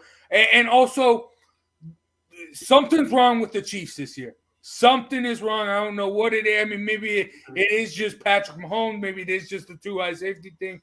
Maybe there's something more. And if there's something more going into Vegas, that's going to be a problem. It's hard for people to go into Vegas, coming off maybe a party the Friday night, party the Saturday night before in Vegas. Going to have some fun. The way this Chiefs team is played this year, I don't have faith in them to stay to have that. What's the word I'm looking for? I just don't have faith in them to be that disciplined, and especially with this. And Vegas last year they were really, really close. And I also do think these edge rushers, Nassib, Ngakoue, Crosby, I think they're going to get in Patrick Mahomes' face and cause him problems. I think a couple turnovers at least for Patrick Mahomes. Yeah, I think the Raiders win this. I mean, pretty convincingly, to be honest. They're my dog of the day. They're going to win this football game. Real quick, Joe, before you go, I just have a quick thing. I'm still waiting for you to say why Patrick Mahomes is trash. Like, I'm waiting for it, and you kind of just brush up on it. But, I mean, it's the same thing we talked about Lamar. He's got these – we figured him out. Everyone's figured him out. Okay. You pay the so he's going to try and force. You just think the league figured it out? Yeah, and also, I mean, when he also struggles. I mean, he's been struggling to read the defense, because if you keep playing the two high safeties, you got to figure out. You got to be smart. You got to be able to throw it, to throw the short gains, make something out instead of nothing. But he's still trying to force it long. I mean, I just don't get it. I mean, he's struggling. He's struggling, and I think the Raiders, well, they had a down week last week. The buck stopped. I mean, an interim head coach got outcoached by Joe Judge. I think they'll get it back on track. I mean, this is a guy. I can't say his last name. The Raiders interim head coach. People talking about how he's always a foxhole guy. He rallies the team around him, and I think after a loss like that to the Giants, I think they bounce back here against a mediocre Chiefs team. Joe, you see it any differently? Let me tell you something. The worst passers in the NFL this year, as far as putting the ball in the other team's hand, it's Darnold, it's Burrow, and it's Mahomes. And then Tyler Heineke and Trevor Lawrence are with Zach Wilson right behind there. So to say that Mahomes stinks is aggressive. To say that the league's figured him out and he's making terrible decisions behind a really bad offensive line is very accurate. But we've always said, imagine if he had been drafted by the Bears and that he didn't have Kelsey and Hill and all the other weapons that he's had, and he didn't have that really good offensive line before all the injuries last year. What would Pat Mahomes be like? I don't know that he would have been the superstar that we're suiting him up with a jacket for Canton 3 years into his career. He came to a very fortunate situation. He had the weapons. He had the offensive line. It's not his fault that that defense in Kansas City is god-awful. It is awful. Now, compounded by the fact that they've scored 36 points in the last 3 weeks. That's an average of 12 per game. Daniel Jones does that, Pride, and you say he doesn't deserve to be in the NFL. He's a stretch at number 6. Respect me. I don't mean you. Stop. No, I'm a Danny Dimes guy. No. Don't slander my I don't mean you specifically. I mean the league. That's what people my say. bad, I don't mean you. I didn't mean to specifically say. I just mean that's again. He said you, but he didn't mean you. I did, but I'm just because I'm talking to you. My point is, look, you could pick out any guy in this league. And you could take out his left and his right tackle. I don't care who you are. That's going to be a tough week for you throwing a football. Mm-hmm. You lose your stud running back. Yeah, there's a lot more on you as the quarterback. Like, everybody has issues. Everybody has things they have to deal with. When it's Pat Mahomes, we're like, no, they'll be fine. They'll figure it out. Well, they're 5-4. They haven't figured anything out. As a matter of fact, I would say the last 3 weeks, they've played even worse. They've been fortunate to win 2 out of 3 that they shouldn't have won. I mean, this very well could be a 3-6 Chiefs team. That's what this should be, a 3-6 team. They've played more like a 3-6 team than a 5-4 team. I'll tell you that. That said, if you're a Raiders fan, my sympathies, because I was high on this team. Jace knows this. Coming off of last season, they beat the Chiefs once. They played them right up to the final whistle in the second game and nearly pulled off a second upset. I said I thought Carr was turning things around, and these guys were on their way. Between Gruden, Ruggs, Arnett, whatever, you name it, and it happens to the Raiders. And it's been bad. Alex Leatherwood had to move to guard. I mean, it's been a lot of stuff has gone wrong there, and they're 5-3. I mean, so that's a testament. I like the way this team is playing more than I like the way the Chiefs are playing. But anytime Pat Mahomes is throwing the football, I like it. Tell you right now, if Mahomes turns the ball over, the Raiders win the game. If Mahomes plays a clean game, the Raiders will fall back behind the Chiefs in this division. But I really do think that the Raiders take a close one here at home, and I do think that Mahomes has another not kind of Patty Mahomes day. Yeah. So the Chiefs right now are this weird enigma, right? Where like we expect them to run away with the division. Honestly, that's what I thought. But before, I thought it was going to be a Super Bowl rematch. I really did. I thought both teams. I thought the Bucs were going to cruise through the NFC. I thought the Chiefs were going to cruise through the AFC. I thought they were going to meet again. I don't know if I have either team coming out the NFC, either NFC or AFC. That's how crazy this season has been. Like, if you look at it, like Patrick Mahomes literally has threw a pick. Against the Packers, he didn't throw one, but he might as well have because he threw for under 50. His completion was under 55 yards, and he didn't even get 170 yards. So it's like that's still a very bad game. Like if anybody else threw something like that, we'd be crucifying him. But he's he's like the new up and coming golden child. Well, you're not allowed to criticize Patrick Mahomes because if not, you're a hater. That's kind of like the position that he's in right now. And look, I'm not going to say Patrick Mahomes is trash. I'm not going to go that route. I do believe, and I sat down with Marvin Williams Sr., Marvin Williams' father, and before I did an interview with him. Before that, because he told me he was, he kind of said something about Patrick Mahomes. And I kind of asked him before, so I was like, wait a minute, what do you say? And him and I kind of shared the same thing. The problem with Mahomes is that he understands he can't read the coverages. He's trying, but he's still relying on his natural gifted athletic ability that has carried him the past few years. He's having trouble trying to incorporate the IQ part of it because he's never had to incorporate the IQ part of it. He's never really had to. Like, he's just been blessed with the ability that he's got a cannon and he can fling it, and everyone will kind of just be like, oh my God, there he goes throwing it again. But now that defense is, like you said, Joe, the two safeties up high, that's messing him up real bad. Because now he can't go down. Now you actually have to go through progressions. Now you have to understand. Now you got to make line adjustments.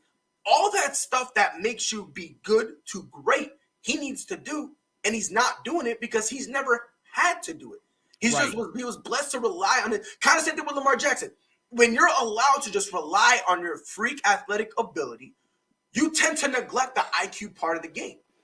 But eventually, when they figure you out, in order to take that step from good to great, you need to incorporate that IQ. And Patrick Mahomes is trying to do that. He is. It's a little weird for him. It's a little awkward because he never had to do it. I'm not really gonna kill him for this year. I'm not, because He's trying to do the progressions. He's trying to incorporate to this game. I'm curious to see how he's going to look next year. So let me ask you this then. Is he maybe slightly less of a great quarterback than we've given him credit for over the last 3 or 4 years? Again, when push comes to shove and he doesn't have the offensive line and the weapons, he struggles with progressions and just like anybody else would. Right. And this is my point. And this is why, and by the way, what I meant to say earlier about him going to the Bears, I meant the Mitchell Trubisky Bears. The same time he was drafted, had he gone to the Bears, what would those Bears have looked like with Pat Mahomes? I don't think they would have been that great. I think he walked into a perfect situation, much like Mac Jones has with the Patriots this year. The Chiefs didn't need Pat Mahomes. And Andy Reid recognized what he saw in this kid, and that's my guy, and he went out and got him. And there was a ton of great weapons there and a great offensive line at the time, one of the best defenses in the NFL. But again, if we're going to give a pass to Lamar, if we're going to give a pass to Pat whenever they have a bad game because the offensive line, because the weapons, the plop, the pop, the pop, or whatever, why don't we do it to Danny Dimes? Why don't we do it to Jared Goff? Why is only certain guys just get a pass? Because he's more naturally, more athletically talented naturally? That's why. You just answer your question. Because, again, at the end of the day, Deshaun Watson has a worse career record by several games than does Deshaun Watson, and it's not just because of that 1 year last year. You mean Patrick Mahomes? No, I'm talking about Mitchell Trubisky. Oh, okay. Has a better win-loss record in his career than Deshaun Watson. But we say, well, if Deshaun had weapons, if Mitchell Trubisky had weapons, he would have been a better quarterback. Yeah, I know. I'm still like That's my whole point. It's like we give certain guys passes for what? Because it's easy. Because it's easy. That's there you go. That's really what it comes down to.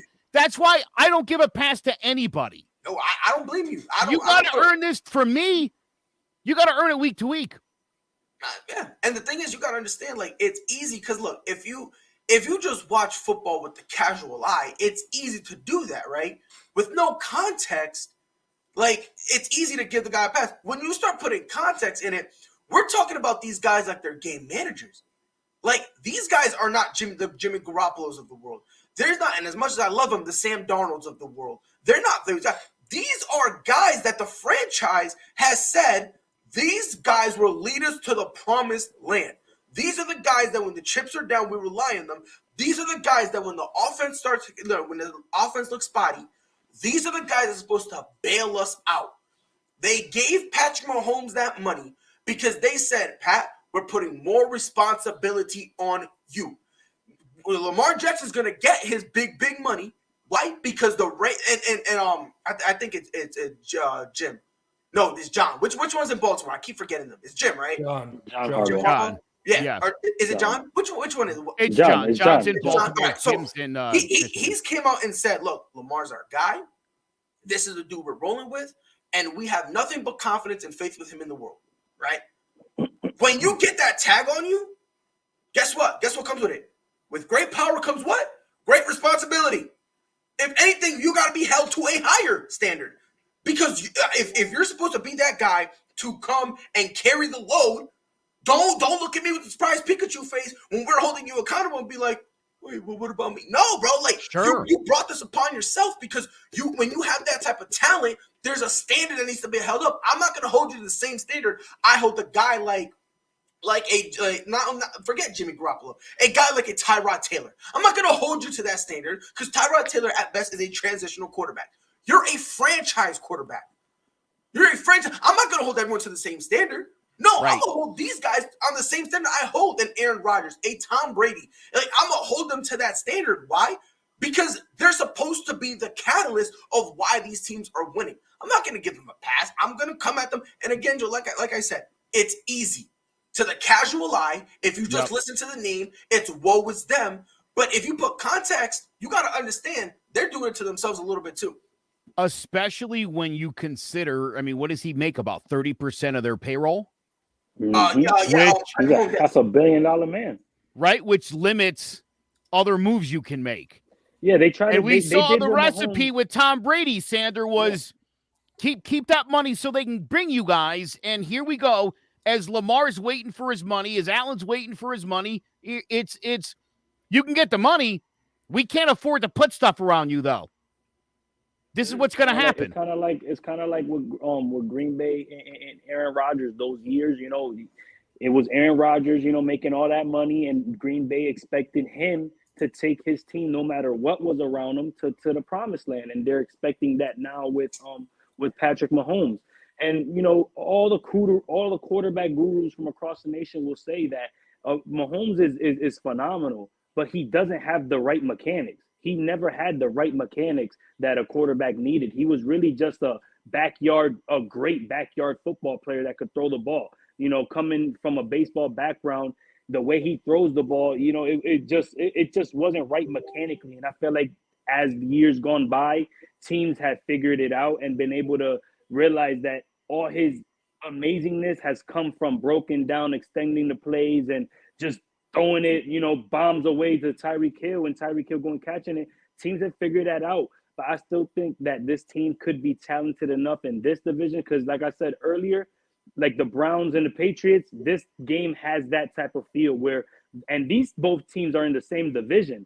So they know that this season, the rest of the season rides on what happens in this game. If the Raiders lose, they move down to the bottom of the division. If they win, they're obviously jump to first place because everybody in this division already has 5 wins except for the top team having 6. So, and again for the Chiefs, if the Chiefs lose, they fall to 5-5. They go up to 6-4 if they win. They're competing for the division lead. This can all. It's really this game specifically for both of these teams is really gonna ride the momentum for the rest of the season because just 2-3 weeks ago, a lot of people had the Chiefs dead. A lot of people still have the Chiefs dead in the AFC, and they're trying to show that they can still compete. They've won a few games in a row. I know, Joe, they weren't the prettiest games, but a win is a win.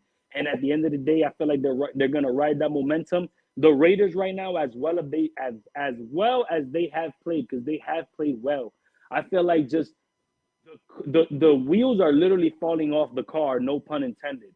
The losing the head coach, then Arnett with that dumbass video waving the gun, Ruggs with the incident. Like this team is falling apart inside out. And I know the play on the field isn't showing it, but when you start losing, you know, guys that you drafted in the first round, when you start losing these talented players, it's going to start to show one way or another. And the Chiefs, break it down. They have the better quarterback. I know that he hasn't played as well as Carson had so far this year, but they still have the better quarterback. They still have the better coach in Andy Reid. Jace, you said last week the head coach of the Raiders got outcoached by Joe Judge. What makes you think he ain't gonna get outcoached by Andy Reid? So I believe that the Chiefs are in the right spot. I feel like this is the right game to put them in the right position going forward. And I think they win this game close, 27-21, because I think still at the end of the day, the Chiefs have the playmakers to make the plays at the end to win them this game. As far as Pat Mahomes, listen, he's still not even 28. The kid is probably like 26 still. He's still learning the game, and he's still gonna be better. He's still getting better. I'm with pride. I'm not gonna put this season all on him. I still think that he has his mechanics to get better at. And each year in the NFL, players get better. It's rare that a talent like Patrick Mahomes is gonna stay stagnant. I don't think we've seen the best of him. I don't think we've seen him like this is gonna be it. Like from now on, this is the Patrick Mahomes that we're gonna see. I don't believe that his talent is gonna allow him to be that type of player.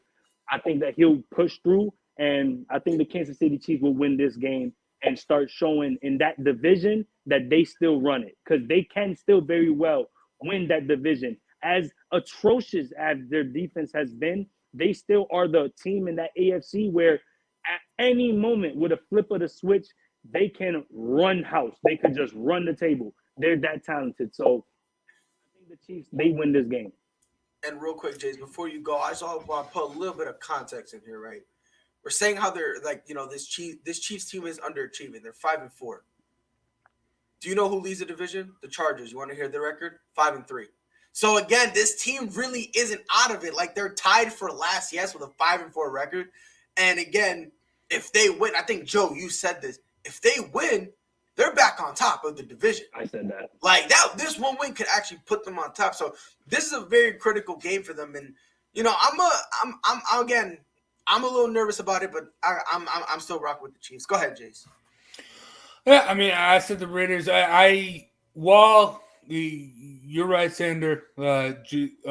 Raiders coach guy. I was coached by Joe Judge, but he's not an X's and O guy. He's more of an emotional guy, and I think after a loss like that, he's the guy. I mean, everyone's talking about he's number one foxhole guy. He's this guy. I think he can rally him. He's on. Yeah, but but for the Chiefs, I do also. I mean, we're throwing a lot on Patrick Mahomes. I think a lot has to go on like play calling as well. Because I mean, you have to be able. I mean, you got to get the progressions going. You have to help him with that. Are we throwing that on Eric Bieniemy, or are you referring to his progressions? Spagnuolo. The progressions. I think I think a guy like Eric Bieniemy. I mean, if you see this glaring issue, you got to sit down with him and you got to like really dissect it and spend a lot more time on it. And I mean, this is what I mean. Patrick Mahomes did this in college. He always just looking for the home run, always just throwing it down the field. That's why I mean, the Chiefs. They traded up to get him. If they didn't do that, he might have fallen to the second round. So, I like this was an issue people saw. But I think another issue for them, though, also is, I mean, not having Clyde Edwards-Helaire, not having that run game, because when they've been successful, it's also been off the RPOs. And Patrick Mahomes, I mean, while he's not great with progressions, when you can read maybe two guys for like 3 seconds and figure out what to do with it, it makes you look a lot better. So I think that is probably the real glaring issue, the run pass option ability for him. I think that's probably the biggest for the Chiefs. But like I said before, I think just the tough division. It is tough. It's a tough division. Like I said earlier, this is like I said, this is one of the only two divisions that all teams in divisions have 5 wins already. It's that tough. Like one win can jump you from last to first. One loss could jump you from first to last. It's that tight right now. So both these teams, they know they're in the same position as the Browns and the Pats. They know that the rest of this season hinges on this game, this key game. More so these two specific teams because they're divisional games. So their playoff hopes ride on this game, I believe. By the way, I got the Chargers eventually winning this division by the time the season's over. Right now, I'm with you. I am. But I'm not even gonna lie. I'm low-key. I'm gonna get a little nervous because the thing is, even though Mahomes hasn't been playing well, they're somehow winning these games. You know what I mean? So that's right. Yeah. Listen, I think that a lot of that has to do with Andy Reid and Steve Spagnuolo and Eric Bieniemy being 3 of the best coaches, period, in the NFL. Okay? Yeah. I think the experience of the last few seasons of the Chiefs has also helped them get through, especially in big moments. My concern, Sander talked about them flipping the switch, and I could go, if you tell me that offense is going to start putting up 30 a game, Sander, I could believe that. I just don't know what switch they're going to flip on the other side of the ball to start holding teams to under 30 points a game. That's to me going to be that's why I'm especially concerned about the Chiefs. And again, like I said, dude, there's been a few games where still Mahomes is on the field 20 more plays than the other team. Those have been wins for him, obviously, close wins. And as long as he can continue to do that, they can continue to eke by. Long term, that is not a great winning strategy for a Super Bowl. And that's my big concern for the Chiefs. Yeah, I mean, you're right. Regardless. Hey, regardless, we have a great game tonight. It's going to be awesome. Great show today, boys. My Cowboys are going to handle business in Atlanta, Bro, I got your Cowboys in my suicide league today. Don't do that. Don't do anything with Cowboys. We're flexing today. Don't do that. Bro, there's not any other games on there. You can only take a team once, and that's one of the only top teams I haven't taken yet this season. So my choices were limited. Should have used this earlier. Yeah, I probably should have. I didn't believe in him before, but You believe then I in them in started to September? last week, and look what You happened. believe in them in November? And this time of the year, that's when you want to believe in us? Come I on, know. Joe. I'm a Cowboys fan. You should have came to me. What am I doing? What am I doing? Hey, at least you didn't take the Cowboys last week. I mean, Thank God. I'm sure a lot of people did. I'm sure a lot of people in their leagues did. Bro, Yeah. every single person, we had like 30 people in the Suicide League, and last week, everybody was out. Everybody had Rams Cowboys, and everybody got eliminated, and so we're all back in it for one more week. Oh, dang. Wow. Everybody out. Wow.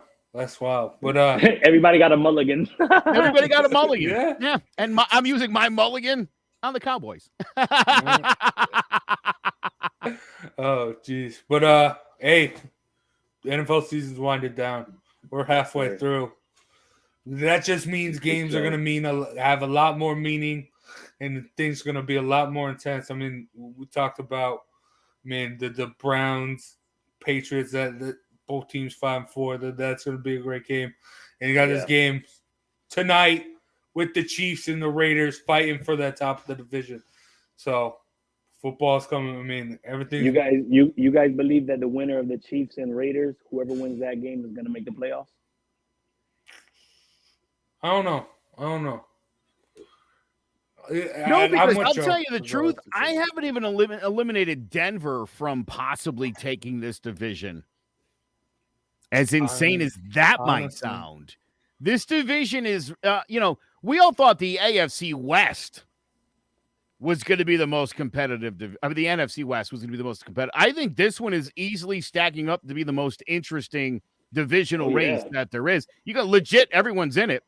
And if you want to say the Chiefs are like the wounded animal in the group, just as possible they could reel off 5 or 6 wins and run away with it. The Chargers, the Broncos, the Raiders, again, all the stuff they've had to go through, the fact that they're all sitting where they're sitting, who knows?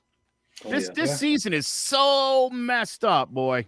Yeah, I love it. I actually I do enjoy too. the season. I do It's too. Except for amazing. when I Because place it's my like bets, Andrew. it's like every time you want to invest all your chips in a team, they lose that week. And it's Yeah, I mean, that's just it. That's what football's been like. I mean, soon as you get a grasp on what's going on, everything shakes up and you're back to square one. But, I mean, we'll see if we had a lot of shakeups last week. Let's see if we'll I would have loved if Derrick Henry ever got hurt. Just to see what he would have done the rest of the season. Yeah, I mean, just to see him against, the Rams defense, that'd be wild. But that's gonna do it for the CMG Sports NFL Pregame show today. Yes, sir. So make sure you enjoy the games today, and if you're betting, bet responsibly. And big shout out to Mosquito Shield and Jess Rydell Realty. Make sure if you're interested in any of those, you hit them up and tell them Clovercrest Media sent you. What's up, Big Jace, Joe Aguirre, Sander, and Pride. Enjoy the games today, and we'll see you next week to preview next week's games. So stay tuned. Have a fun weekend and enjoy the games.